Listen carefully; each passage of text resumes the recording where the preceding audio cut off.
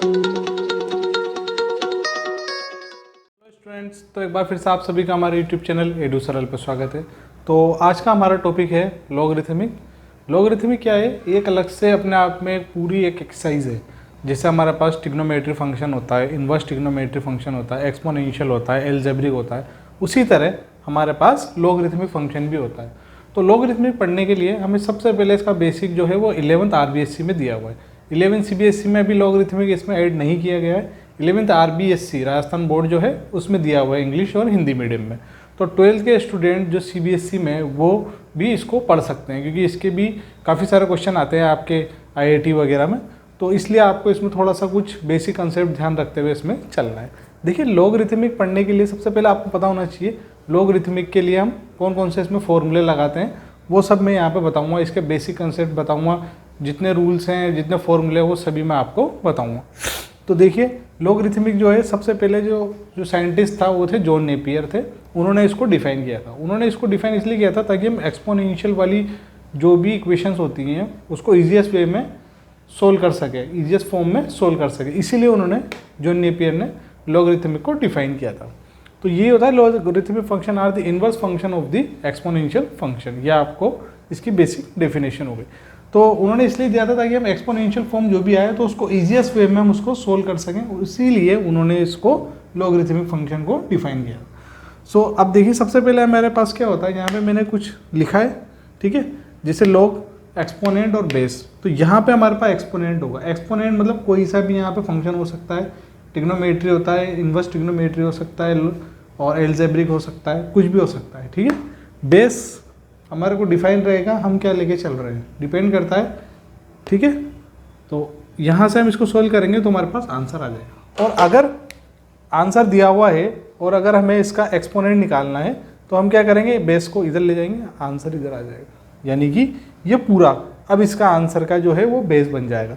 तो इसको एक्सपोनेंट निकालना है तो ये पूरा इधर आ जाएगा। तो log base answer is equal to exponent, इस तरीके से हम निकाल सकते हैं। तो इसको ज़्यादा कुछ इसमें ध्यान रखने वाली बात है नहीं, आपको सिर्फ बेसिक इसके कुछ छोटे छोटे रूल्स हैं वो थोड़े आपको ध्यान रखने पड़ेंगे। फर्स्ट एग्जांपल पे आते हैं। फर्स्ट एग्जांपल के फॉर्म में मैंने ये लिखा है y is equal to a⁴x। अब इसको हमें डिफाइन करना है लॉग में। तो हम क्या करेंगे, सबसे पहले दोनों साइड पे लॉग लेंगे, टेकिंग लॉग बोथ साइड, दोनों साइड पे लॉग लिया, ठीक है।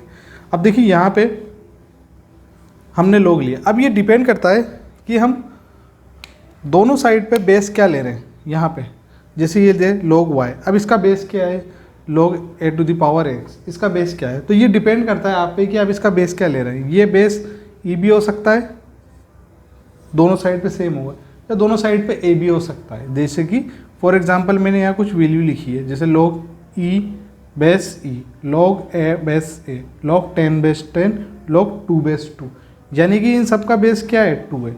तो ये डिपेंड करता है। अगर आप यहाँ a ले रहे हैं तो भी ये डिपेंड करेगा।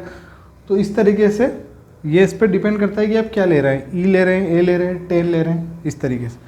दूसरी बात, अगर आप कैलकुलेटर से लॉग की कोई वैल्यू निकालते हैं, जैसे कैलकुलेटर होता है साइंटिफिक कैलकुलेटर, तो उसमें भी वहाँ पे हमारे को लॉग दिया होता है। तो आप जब भी उसमें सोल्व करेंगे तो वहाँ पे जो बेस है वो 10 लेके चलेगा, यानी कि log 10 बेस, उसका जो बेस रहता है वो हमेशा क्या रहेगा, 10 ही लेके एज्यूम करके चलता है कैलकुलेटर में स्टैंडर्ड वैल्यू के लिए, ठीक है।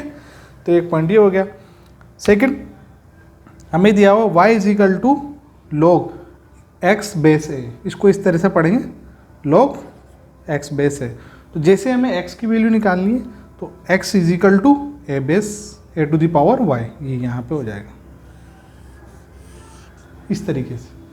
तो दैट मीन इसका बेस यहाँ पे क्या है हमारे पास, a, क्या है, a।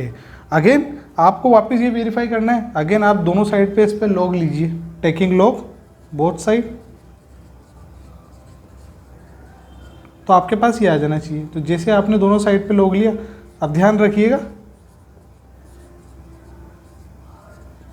अब यहाँ पे जो बेस रहेगा वो क्या रहेगा, वो a रहेगा, ये ध्यान रखिएगा, क्या रहेगा, a। तो log a बेस a, अगर बेस और एक्सपोनेंट दोनों सेम होते हैं, बेस और एक्सपोनेंट दोनों सेम होते हैं, तो उसकी वैल्यू कितनी होती है, 1। तो ये हमारे पास 1 हो जाएगा। That means y is equal to log x base a। तो यही हमारा क्वेश्चन था, ये आ चुका है, ये आ गया। तो इस तरीके से आप छोटी छोटी चीज़ें हैं इसको समझने के लिए। तो ये आप और जो ऑटोमेटिकली हम इसके काफ़ी सारे क्वेश्चन करेंगे तो वहाँ से आपको ये समझ में आ जाएगा। तो आपको ये ध्यान रखना है एक्सपोनेंट और बेस दोनों सेम होता है तो उसकी वैल्यू 1 होती है, ये ध्यान रखिए। तो इन सब की वैल्यू 1 होती है। लोग ई बेस 0 की 1 होती है, लोग ए बेस 0 की 1 होती है, लोग 0 बेस 10 की 1 होती है, ध्यान रखिएगा 0 बेस ई। उसके बाद यहाँ पे मैंने कुछ एग्जाम्पल्स लिखे हैं आपके सोल्व कराने के लिए। तो देखिए कुछ सम एग्जाम्पल्स। ये हमें दिया हुआ है 8 = 2 to the power क्यूब। तो इसके लिए 8 को हम ये लिखते हैं तो ये एक्सपोनेंट हो जाएगा 2 का क्यूब। सेकंड है log 16 बेस 4 = 2। तो अब हम इसको किस तरह से सोल्व कर सकते हैं, तो देखिए 16 को लिख सकते हैं हम 4 का स्क्वायर। तो ये हमारे पास एक्सपोनेंट और बेस सेम होगा, दैट मीन्स अगेन इसकी वैल्यू कितनी होगी 1। तो हमारे पास आ जाएगा 2 = 2। इसको भी ऐसे लिख सकते हैं 2 × 2 × 2। तो ये फिर से क्या हो जाएगा, इक्वल हो जाएगा, सेम हो जाएगा। नेक्स्ट इसमें थर्ड एग्जाम्पल है log 81 base 3। So that means इसको हम लिख सकते हैं 3 to the power। तो इसकी वैल्यू कितनी हो जाती है, बेस और एक्सपोनेंट सेम होता है तो उसकी वैल्यू 1 होती है। सो ये आ जाएगा हमारा।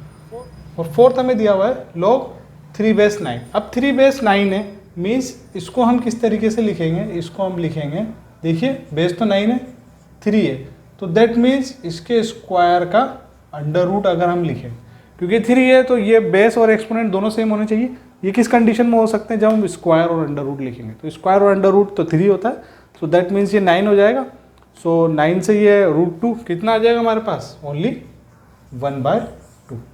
क्योंकि 9 हो गया ना, तो log 9 बेस 9, तो बेस और एक्सपोनेंट दोनों सेम होते हैं तो इनकी वैल्यू कितनी होती है, 1 होती है, जैसे हमने यहाँ पे लिखा। तो ये बेस और एक्सपोनेंट है, ये आपको ऑटोमेटिकली याद हो जाएगा। नेक्स्ट है इसमें फिर एग्जांपल मैंने दिया है, लॉगरिथमिक फंक्शन है और एक्सपोनेंट में हमें उसे शो करना है और उससे हमें इसका आंसर निकालना है। तो देखिए क्या होगा, यहाँ पे हमें फर्स्ट एग्जांपल दिया हुआ y = log 16 बेस 2। तो 16 का बेस कितना है, 2। तो अब हमें इसको इस तरह से अरेंज करना है कि इसका हमारे पास पूरा एक्सपोनेंट की फॉर्म में आंसर निकल जाए। तो इसको हम लिख सकते हैं, देखिए ये 2 हटेगा log में, या तो ये हो जाएगा हमारे पास 16। और इस 16 को हम क्या लिख सकते हैं बताएं, 4 का स्क्वायर भी 16 होता है और 2 की पावर 4 भी क्या होता है, 16। सो दैट मीन्स इन दोनों को जब आप कंपेयर कराएंगे सो द y की वैल्यू कितनी आ जाएगी आपके पास, 4 आ जाएगी। इस तरीके से हम इसको सिंपल से इसको कंपेयर करा रहे हैं। नेक्स्ट y = log 1/2 बेस 2, ठीक है। तो अगेन अब 1/2 दिया हुआ है, ध्यान दीजिए 1/2 है तो नो प्रॉब्लम। ये डिनोमिनेटर में इसकी पावर +1 है, न्यूमिनेटर में कितनी हो जाएगी, -1। दोनों जगह बेस सेम है। सो y = एक बार वो फिर से लिख देते, तो y कितना आ जाएगा, -1, सिंपल। नेक्स्ट थर्ड है y = log 16 बेस 4। तो हम इसको लिख सकते हैं 16 को 4 का स्क्वायर इस तरीके से। देन जब भी इसका दोबारा फिर सोल्व करेंगे तो ये आ जाएगा y = 16 बेस 4, ठीक है। तो ये दोनों कंपेयर होने के बाद एक्सपोनेंट की फॉर्म में आंसर क्या आ जाएगा, y = तो ये इस तरीके से छोटे छोटे क्वेश्चन है। एक्सपोनेंट आपने 9th क्लास में भी पढ़ा है, 9th क्लास के फर्स्ट एक्सरसाइज है रियल नंबर या नंबर सिस्टम। और 10th में जो भी है, 9th और 10th दोनों में एक्सपोनेंट है, तो वहाँ पे भी हमने इसको पढ़ा है 9th क्लास में। तो इसमें तो कोई कन्फ्यूजन होना नहीं चाहिए, तो ईजिली हम सोल्व कर सकते हैं। तो ये कुछ बेसिक था। नेक्स्ट इसके बाद हम इसके कुछ क्वेश्चंस करेंगे, वहाँ से आपको इसको पूरी तरह से समझ में आ जाएगा। तो इसके कुछ और क्वेश्चन देखते हैं। सो अब हमारा नेक्स्ट टॉपिक है रूल्स ऑफ लॉग्स, यानी कि इसमें हम कुछ फॉर्मूले हैं लॉग के, कुछ रूल्स हैं वो हम यहाँ पे पढ़ेंगे। 3 या 4 फॉर्मूले आते हैं इसमें लॉग के, वो हम यहाँ पे देखेंगे। देखिए सबसे पहले हमें दिया हुआ है, अगर इस तरह से दिया हुआ होगा log x × y, यानी कि 2 फंक्शन मल्टीप्लाई की फॉर्म में गिवन है, तो हमें उनको सिंपल ऐड करके लिख देना है log x + log y। अब देखिए यहाँ पे जो है बेस क्या है, आप बेस e लेके चल रहे हैं, ये ध्यान रखिएगा, हमेशा बेस e लेके चल रहे हैं। अगर कहीं गिवन होता है a10 तो ये गिवन होगा, ये ध्यान रखिएगा। या कहीं वैल्यू निकालनी है तो उस हिसाब से वहाँ पे हमें एज्यूम करना पड़ेगा कि हमें यहाँ पे जो है बेस में क्या लेना है, 10 लेना है या a लेना है या e लेना है, ठीक है।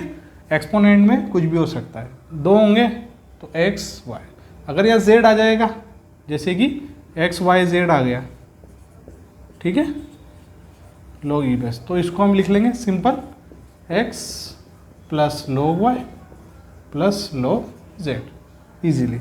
सेकेंड रूल इसका होता है, जिस तरह से इसमें मल्टीप्लिकेशन वाला रूल होता है ये वाला, सेम एज इट इज इसमें डिवाइड वाला भी होता है। तो 2 फॉर्म अगर डिवाइड में गिवन है हमारे पास,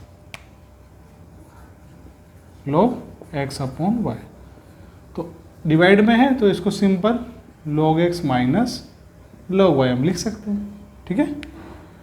हाँ, अगर इस तरह से हो, सेकेंड एग्जांपल देखें, एक्स वाई अपॉन जेड, तो क्या करेंगे, तो डिवाइड में तो है ही सही, साथ ही साथ ये मल्टीप्लिकेशन में भी है, तो पहले हम डिवाइड वाला फॉर्मूला लगाएंगे, log x into y minus log z, then फिर यहाँ पे जो है ये सिंपल मल्टीप्लिकेशन वाला फॉर्मूला लगा देंगे, so it become log x plus log y minus log z, इस तरीके। तो कितने भी फंक्शन हो सकते हैं, ऊपर 3 हो सकते हैं, अगर x y z upon u हो, कुछ भी हो सकता है, जैसे कि फॉर एग्जांपल लो,